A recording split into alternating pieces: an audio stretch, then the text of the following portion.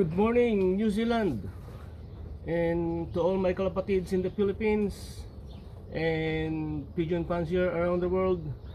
Good morning. So, last Saturday's race, it was very good and it was excellent for me and for my birds.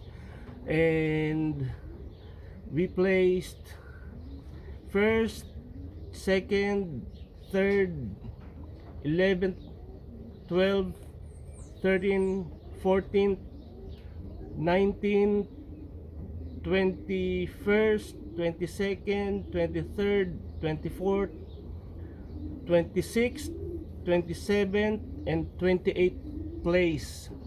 So on top 30 birds, we got 15.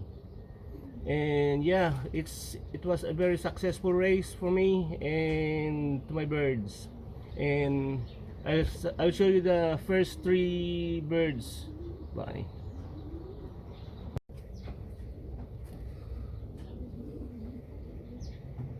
Here's my 3rd overall champion. And a small size hen. Yeah.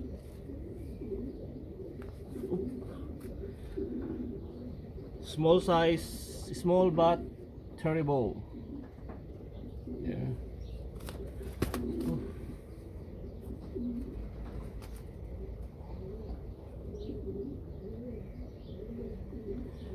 And aside from winning the 3rd overall,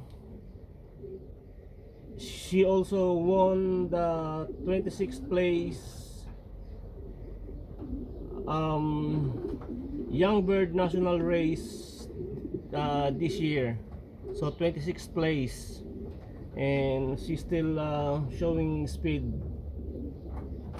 So yun, a good bird, a good hen. So this is my 2nd overall champion from this week's race. Medium size cock, and he is related to those birds that won the Hunterville race, 1st and 2nd overall, and also on this week's race, the 1st overall. They are related from mother side.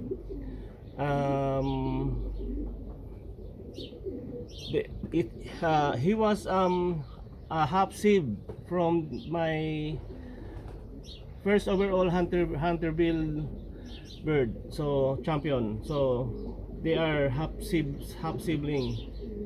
Yeah, and same mother. Yeah. Good bird. So that's him. Breed for speed.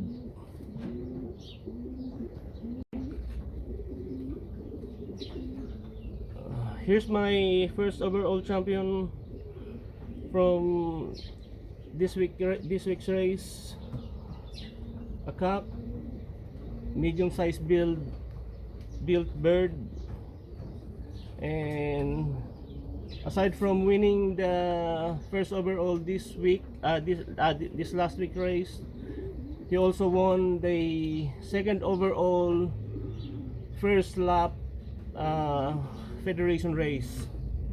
So he's a cousin, he's a niece from my 1st overall Hunterville race. So they are related from father side. So they were breed for speed and yeah, sprint birds.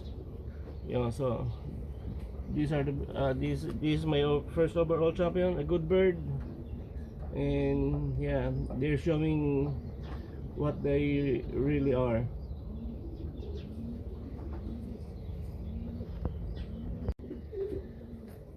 Hello.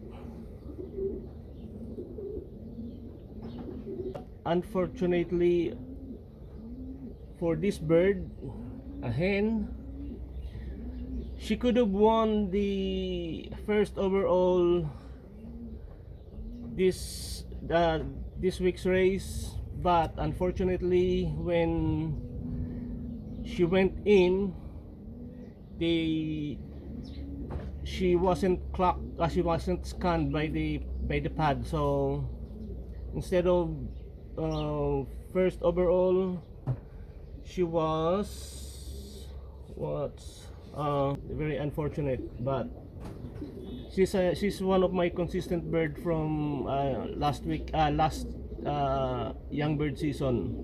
So hopeful pa rin ako na na magpe-play siya this year. So here it is.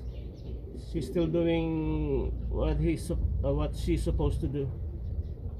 A good off color bird.